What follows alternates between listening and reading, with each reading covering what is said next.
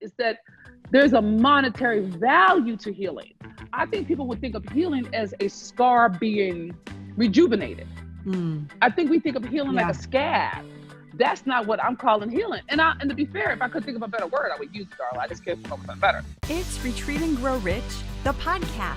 I'm Darla LeDoux, best-selling author, coach, and retreat leader.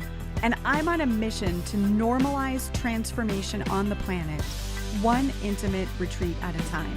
This show's dedicated to the coaches, consultants, healers, leaders, and light workers who are here to hold space for the truth that transforms lives and get paid for it. Expert retreat and business tips, strategies, stories, and magic. It's your weekly mini retreat delivered right to your ears. Let's do this. So welcome to today's episode of Retreat and Grow Rich, the podcast. We are here with someone who can talk about growing rich all day long. I'm so excited to get to interview Dr. Venus Opal Reese. She went from living on the streets at age 16 to saying a prayer and asking God for help. And that help showed up in the form of a teacher. And I love what you say. And I had the pleasure of interviewing you for a summit and giving you an award. And I just so admired your work in the world.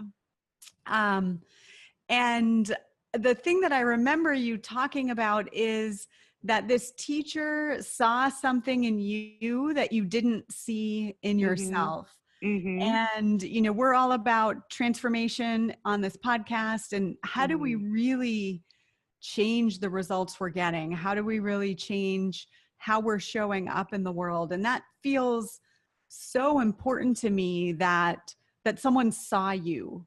And that's a key to making a transformation. So could you talk a little bit about that? Just share your story. Well, Darla, first I want to tell you, I just love you. I think you're perfect. I love you. I think that you are such a gift to the planet. And I count it sacred that I can call you friend.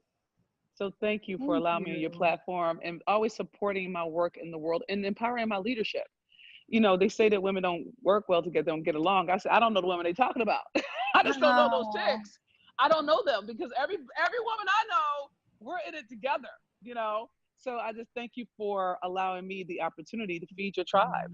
You know, I don't take it lightly. You know, I have chills. I think that's what you create and what you attract. And I always do my best to come from my most authentic self and, you know, be as true as I possibly can.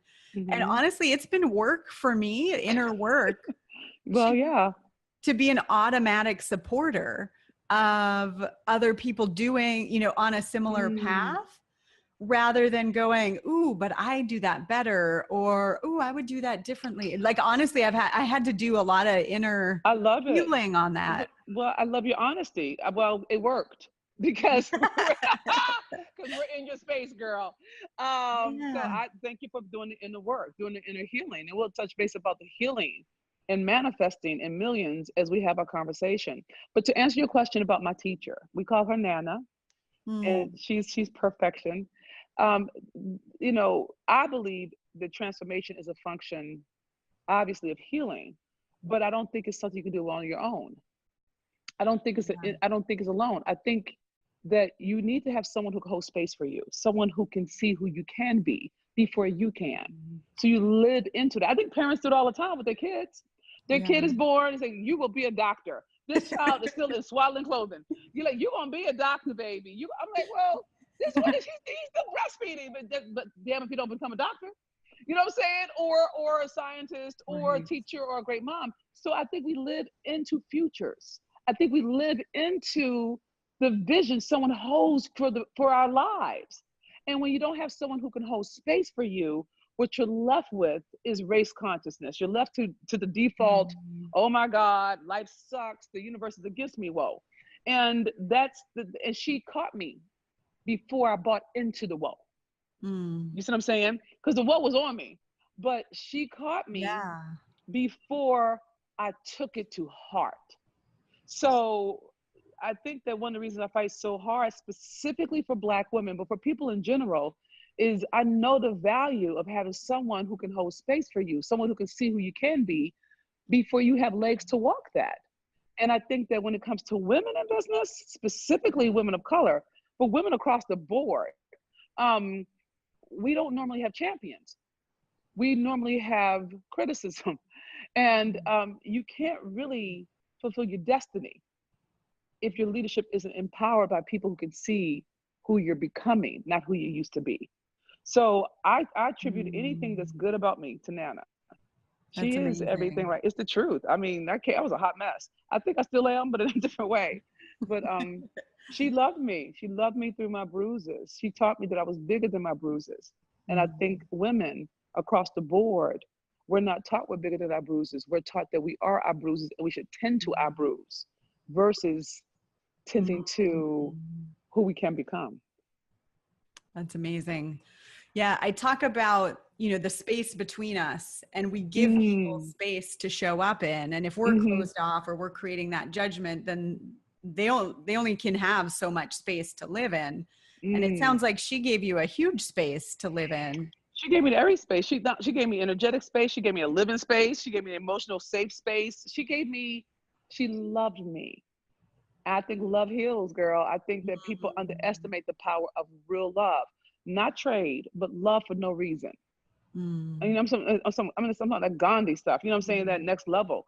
And I think that when you were talking about doing your own inner healing work to heal the need for comparison or the threat of someone having something better or less, that's the work that's required in order for us to, in my worldview, to let God rush to this place called us and move through us to really make the world a better place for everyone, no matter where they are right now.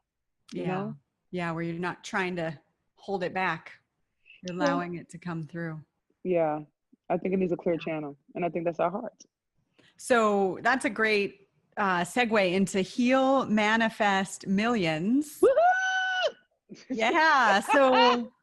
So let's dive into that. And healing comes first. So, yes, it does. I talked about healing, and each layer I heal, definitely it comes back to me financially. And each layer I heal and I become more peaceful and joyful in my day-to-day life, that experience gets reflected back to me. It's easier and easier to have peaceful and joyful experiences. What does healing have to do with money, and why is that the foundation? Because it's the truth. Money is energy. I think that well, if you're anything like me, Darla, I was taught that money is something I have to get. I got to do something to get somewhere to be somebody. And I took it to heart. I thought it was real, man. I took it for heart. I went to school for 13 years. I took it to heart, right? Yeah. Because I really did think that if I were educated, I came up poor, I came up hard, then I would be successful. But success has nothing to do with money. And because I know some strippers and bartenders who make more money than PhDs. Okay. So it's not necessarily that education makes you successful. And as I've grown and as I've healed layers and layers upon layers of wounds, my money has always grown with my ability to receive. Okay. So I have not with the additional degrees or letters behind your name. No. And it's hard for people to hear that when you don't have a letter. You know what I'm saying? People think that if you have degrees, then that equals something. Not in the 21st century when we have a globalized economy where you can get a PhD online for, 25 cents. So it doesn't have the same resonance as it did in the 50s or 60s, 70s, 80s, even the 80s. So everyone has $1 million moneymaker, but I'll talk about that in a moment. But I want to talk about money being energy, because if you think of money not as the tender you touch, not as the paper or the credit card or the coin or the cowrie shell or the heifer, depending on where you are in the world, right? If you think but if you think of money as an energetic exchange, like currency, like electricity. If you think about this computer right now, it has some kind of currency that neither one of us can see. But because there's a currency flowing through it, the what do you call it? The face is illuminated. You know what I'm saying? That currency needed a conduit to illuminate this page, to illuminate this website, to illuminate Zoom. All right. When it comes to the human heart, the humans, that conduit is our heart.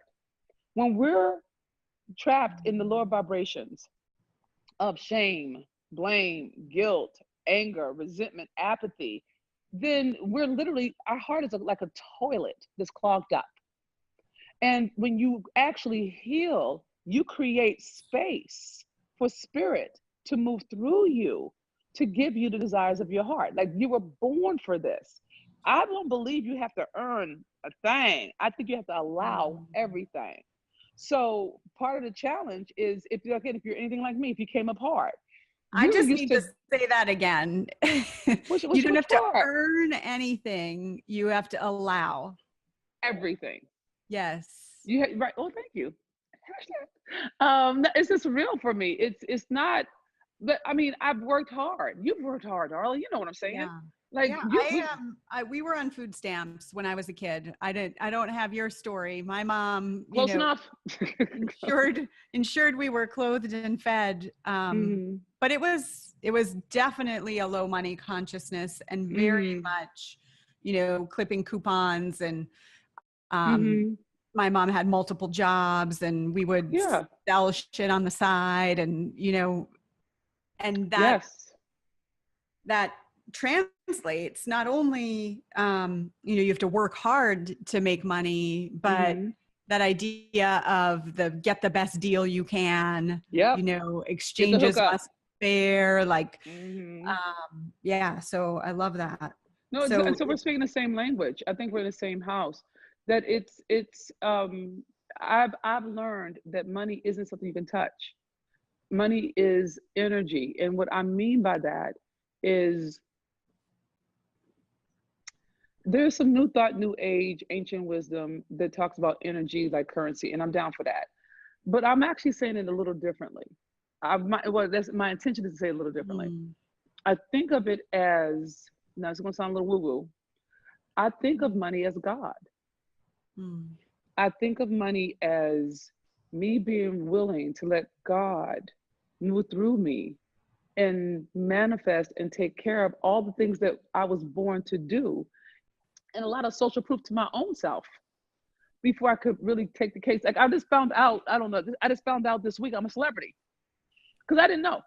I thought I had more time. I thought I had more time, but then I had this young man this black man, and he's black, and that's the reason it's intentional, say that I hate black men on YouTube, and 17,000 people agreed. I'm like, okay, God, I am a celebrity. Okay, great. Wow. So, but that's part of me owning the healing and allowing myself to be my own champion, to get on my own side, which is why you need the internal permission to prosper. If you don't get on your own side, you will deny that you are as successful as you are. Yeah. And you'll keep a team that's beneath you. You'll keep trying to do startup stuff when you really should be doing scaling stuff, because you're in denial of, like, boo, you've arrived. You may not be where you think you should be, but if you look at where you started from, you done some things. So you have to get on your own side. And then you have to take actions that are rooted in possibility, not in reaction. A lot of us start businesses as a screw you to the people who said we couldn't do it. That means that business is marked by that energetic vibration. So my company is called Defy Impossible. So I did it out of defiance, and I meant it. I'm okay with that. And I still mean it. All right. But now, as I mature, emotionally mature and spiritually evolve, I'm changing brands. I'm moving from Defy Impossible to Dr. Venus. Just me. But I had to create from potentiality, from a pure space, not from a reactionary space, because it's just like a baby. It's more like, if a street moment, if your mama has crack in her system when you're born, you're going to be a crack baby. Your business is a baby. It is coming from, it's a brainchild baby. So if you're doing it to prove somebody wrong, or because you're desperate or you got laid off, that business is going to be marked with that energetic. Yeah. If you want something that is beautiful and free and fun, you have to create it from pure potentiality. And people, everyone's done it. They've done it with birthday parties or with a loved one or a lover. So we all can do it. We just haven't done it to our business. So when you Yeah, take because we make it so heavy, right? Like so serious and significant. yeah, we do. But that's because we're in a reaction. We're not creating, we're reacting. And so I have to teach my clients that we got to create, we can't react. We don't want to be stuck with something that's reactionary. And so you take all four of those steps and they shift the behavior. What was the fourth one? That was so the first one was emotional. I got sufficient condition, emotional atmosphere, internal permission to prosper. And taking actions in the space from possibility, not from reaction. Gotcha. Okay. Wow. All four of those create a natural behavioral shift. That's what I'm calling healing. That's what I call healing. Okay. So it's the best word I have for it. And healing, when you do that, you naturally shift the behavior. You will never out earn your self-image. And so instead of trying to get money, why don't you tend to yourself? And I would say that the live experience, when you're with other like-minded people who actually can see you, it's easier to get in that gives you sufficient condition for that time you're in the bubble, right? Absolutely. Absolutely. With you. There's a certain emotional atmosphere that you're generating as the leader at the event that where you're saying like, this is the acceptable behavior here. We're not playing small. We're not judging each other. We're uplifting all of that. You're giving them permission in that moment. They have to take it with them. They have to give it to themselves. You can't get anybody there. Yeah. And it's easier to take action when you're in that space of possibility. Like I used to go to a lot of events and I would like on my phone, like start taking the action that I'm present to while I'm there, before I leave, before I go home. And my head says, you can't do that, or that's not a good idea in that moment. Love it. Everything you said. And I think you're absolutely correct. I think that when we're together, not only do we get to listen, witness, we get to hold space, but we also, I think there's something beautiful when we heal together. I think that most of the wounds we have are not personal wounds, Darla. I think they're communal wounds. I think they're historical ones. I think they're cultural ones. I think there's some cultural trauma. Specifically, like I really do focus a lot on Black women by virtue of my research. From Stanford, I'm an identity theorist.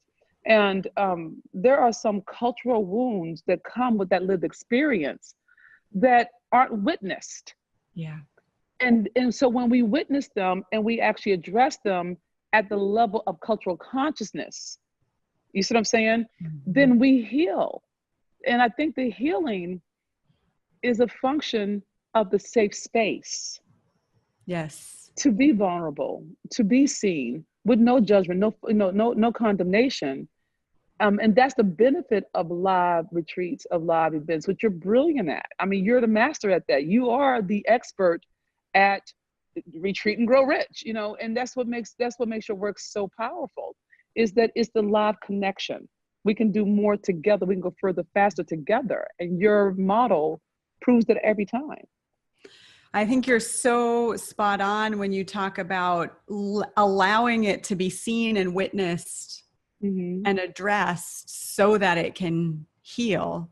And we have so many of these conversations in our society that haven't been given that space. Yep, that is very true. And there's more and more people who are becoming comfortable giving it space, but there's so far to go. I love that you're. Is it really far to go? Well, I love that you're challenging that. But I wonder, I think that that's almost like work being a habit. Like, I don't know if it's far to go. I think that, I don't know. I don't hold it that way.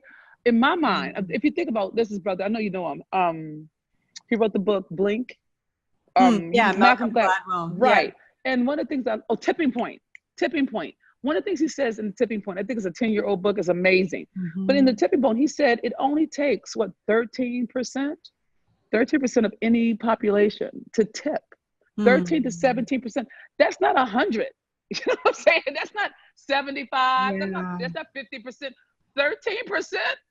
We can get to Yeah. girl. We can get to 13%, girl.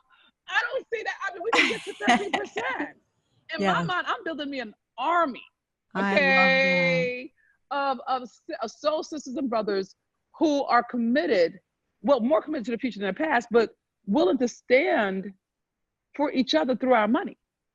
Because I do believe in a capitalistic society, your voice is going to come through your wallet. It's going to come through your purse. Yes. It's not going to come through your feet. You know what I'm saying? And I think marching is fine. But I think that if you're in capitalism and you ignore the structures, then you will always be a slave. You'll be a slave to the machine, to the corporations, to other people's agendas and their whims. I'm not okay with that. I'm a bad employee. I got too much attitude. You know what I'm saying? So I want us all free. And I think we get free when we have our own money. Thank you. Thank you for calling me on that, because our language creates, right? So if we're creating, we're far away from a world in which those wounds are healed and where everybody has opportunity, then we create that with our word. Yeah, it wasn't a call out. I don't do call outs. Yeah. I love on you. Yeah. And I don't think, and this is one of the things I'm real mindful Well, of. I'm calling myself out. You know, and well, you can do whatever you want, girl. You can call you out. But what I'm mindful of is, I think you're right. The power of life and death is in the tongue. In the beginning was the word. I am that I am. I'm all over that. God said then there was. So I'm on the same page. The reason it spoke to me is I do believe we prophesize over our lives with our mouths. And I would hate for you to prophesize over your life that this is going to take time. It didn't take time to fall in love. Why would it take time to heal?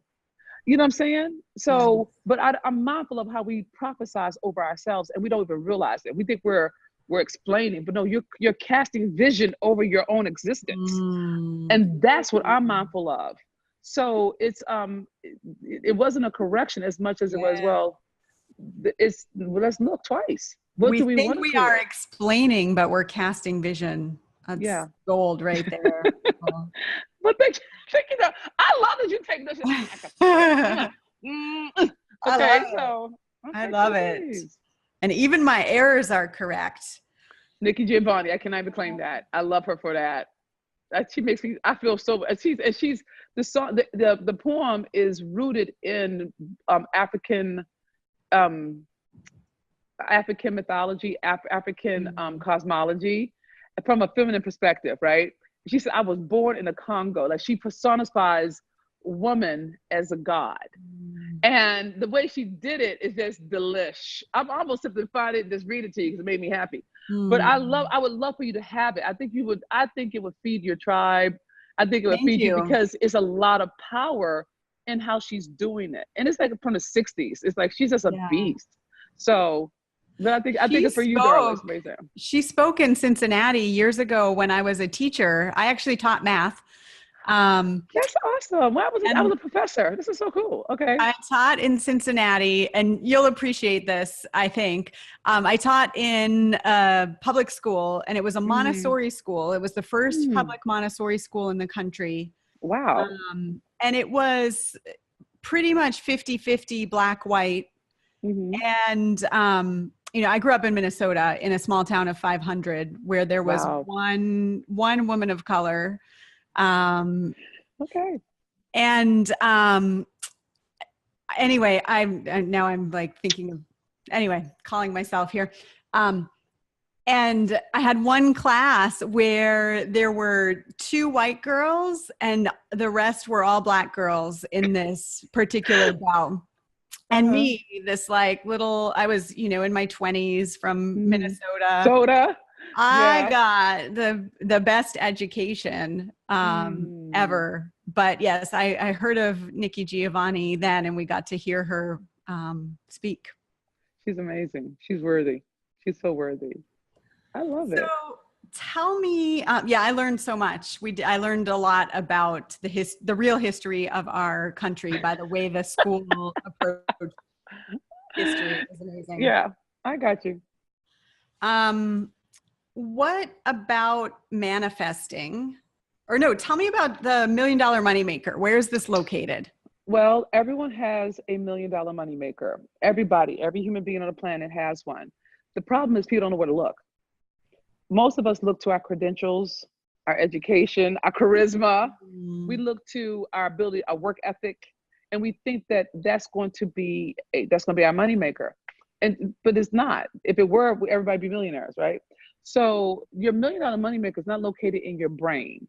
It's located in your pain, where life broke your heart. And life breaking your heart, it looks different for different people. Like some people, it's traumatic. For other people, it's familial. You know what I'm saying? Sometimes it's betrayal, but other times it could be simply, someone left you alone. But it was enough after it was like a line in the sand. It was this way one day, and after that, you were different. You were different. And you've been reacting to that and building around that and overcoming that ever since. And again, if you're anything like me, you try to overcome by doing more, being more, practicing more, proving more. But the more you prove, the more you felt like a piece of crap. At least I did. And so when life breaks your heart, it's the last place you're going to look for your money. But this is what most people don't understand. As a human being, we don't buy with our heads. We buy with our hearts. Then we justify with our heads.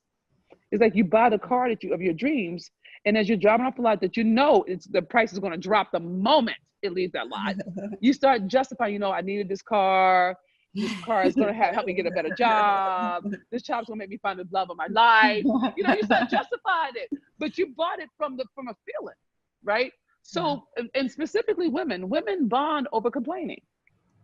So, and that's not bad. We complain about clothes, our men, our children, the weather. Like we bond over complaining. So if you know that the way people buy is through their hearts, then you can connect to someone's heart through your pain. Yeah. Your $1 million moneymaker is your pain story. Like mine is, by the time I was 16, I was living on the streets, eating out of trash cans and sleeping in urine and beer. It was my 9th grade math teacher, a Black woman, who literally saved my life. Because of her love, I eventually graduated from Stanford University with a second master's and a PhD. I have 4 degrees. I was able to take all the survival that kept me alive on the streets, turn it into a system to fast track me to the first million, blah, blah, blah. But that's my pain story. And that gets me in. But I developed a particular capacity on the streets. On the streets, because I was raised, I lived and I came apart. I have a capacity of hearing what people are not saying. No one tells the truth on the streets. Everybody lies. Yes. So you got to listen to people's actions, not their words. And so I got really good at hearing what people wanted, what they didn't want, how I could get them on my side so they can watch my back. What do I need to say to them so that they didn't hurt me? So I got really good at that. So that same capacity to hear what people are not saying is the same one I use when I'm sitting with a client, tending to wherever life broke their heart, identifying their pain story, wrapping language around the ideas that came from that, pricing it as a high-end leader, and packaging it as a marketplace celebrity. It's the same thing. Nothing changed, Darla. It's the same thing. But that's because it was born in pain, right? And so everyone has a $1 million moneymaker, but you have to be brave to find it. You have to be brave. I think being courageous is different than being brave. Courage is when you take the action in the face of fear. You're scared, you do it anyway. Clear. Brave is you could die. You know you could lose it all. Like a fireman is brave. They run into the building knowing they could die, but they do it because there's something they're committed to that's bigger than their life. And that's what it means to be brave.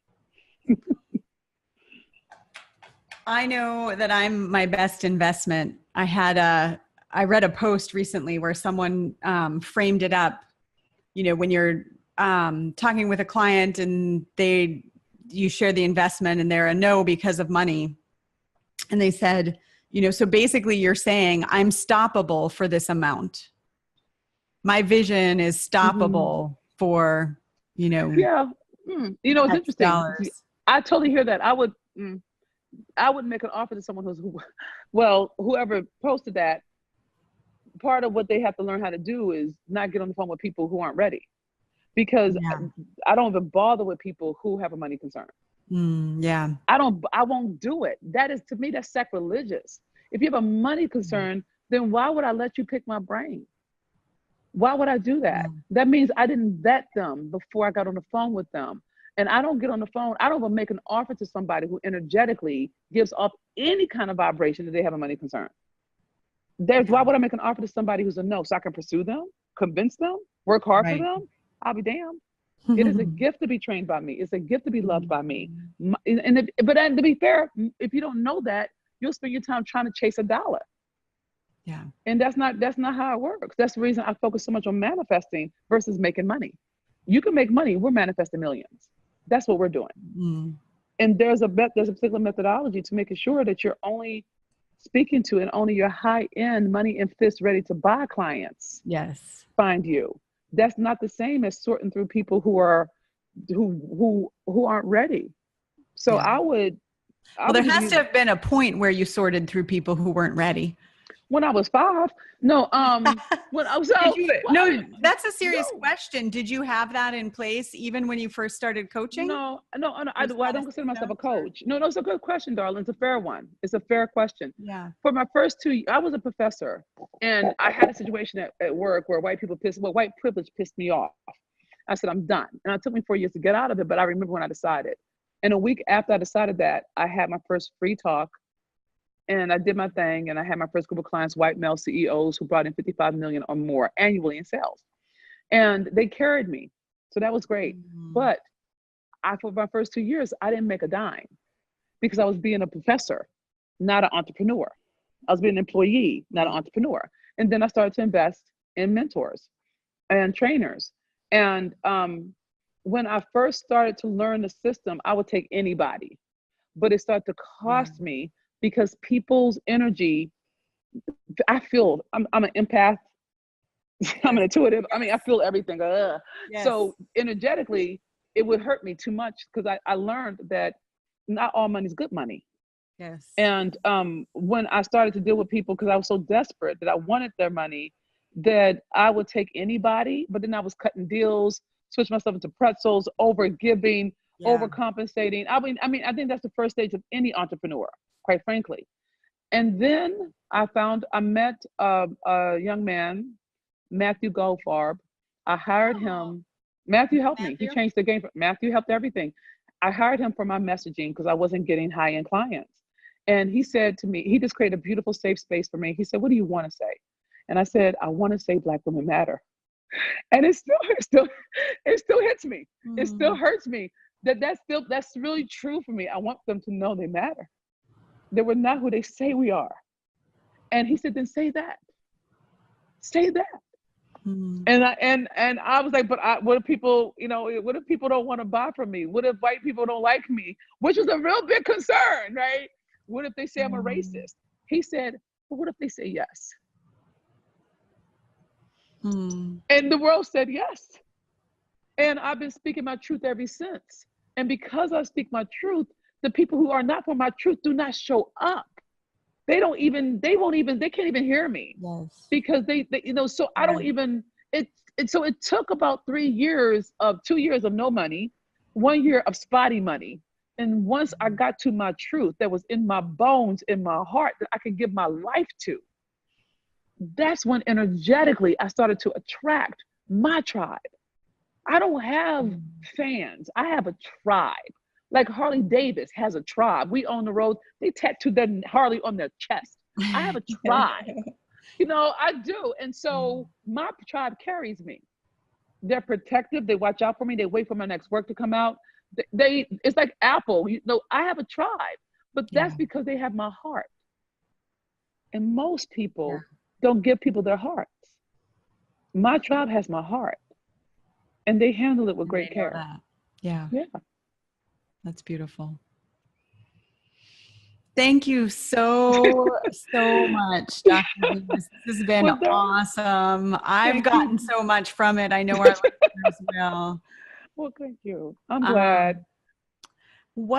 I know we can send people over to drvenus.net. Well, I have a gift. I believe in, can I give you Yeah. people? It's okay. I believe in dating before I Yes. marry. I believe in dating before I marry.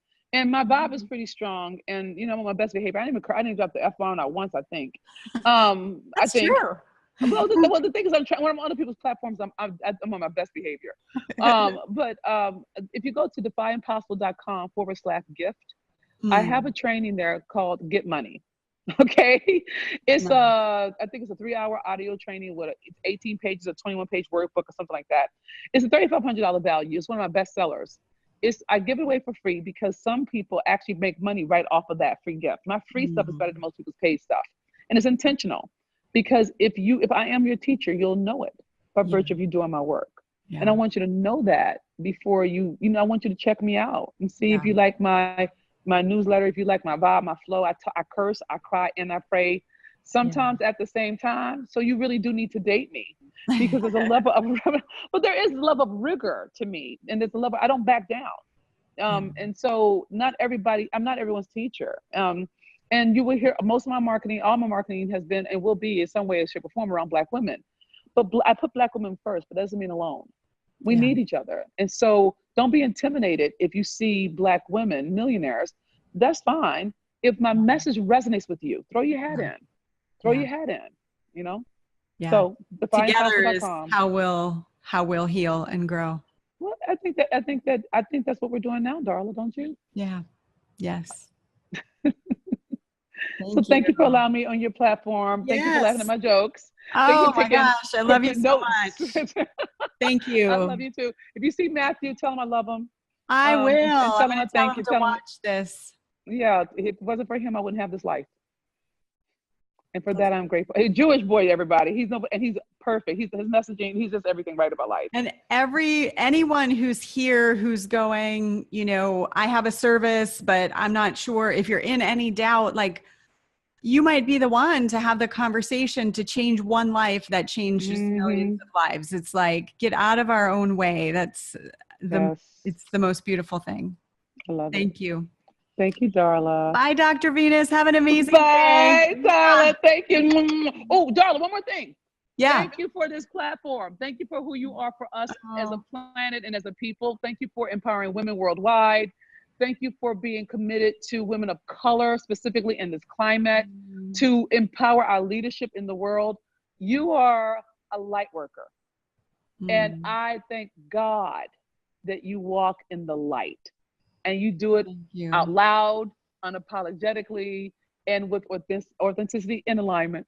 So thank you for who you are for us. I just want to bear witness so that for the record, I'm proud of you. Thank you. Thank you for seeing me. You're welcome, Darla. Mwah. Mwah. Take care, girl. Bye-bye. Bye-bye.